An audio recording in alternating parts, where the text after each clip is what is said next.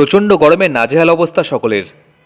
এই গরমে যাতে শরীরের জলের মাত্রা কমে না যায় তার জন্য আম, তরমুজ, লিচুর মতো মরশুমি ও জলীয় ফল খাওয়ার পরামর্শ দেন চিকিৎসকরা। কিন্তু সত্যি কি তরমুজ খাচ্ছেন নাকি বিষে কামড় বসাচ্ছেন? গরম পড়তেই বাজারে দেদারে বিকোচ্ছে লাল টুকটুকে তরমুজ। চাহিদাও বিপুল, কিন্তু সেই তরমুজের মধ্যেই মেশানো হচ্ছে বিষ। কৃত্রিমভাবে বিভিন্ন রাসায়নিক প্রয়োগ করা হচ্ছে তরমুজের মধ্যে।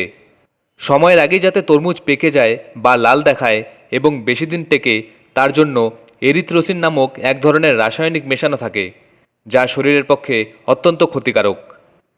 কিন্তু কিভাবে বুঝবেন কোনটা আসল আর কোনটা এরিথ্রোসিন মেশানো তরমুজ?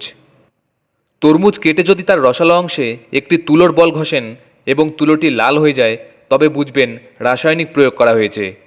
শুধু তাই নয়, তরমুজের ওপরে যদি সাদা গুঁড়ো পাউডারের মতো কোনো জিনিস দেখতে পান, তবে সাবধান, এটা কার্বাইড হতে পারে, যা তরমুজ পাকানোর জন্য ব্যবহার করা হয়েছে। আসল তরমুজ চেনার উপায় হলো তরমুজের উপরের হলুদ চিহ্ন।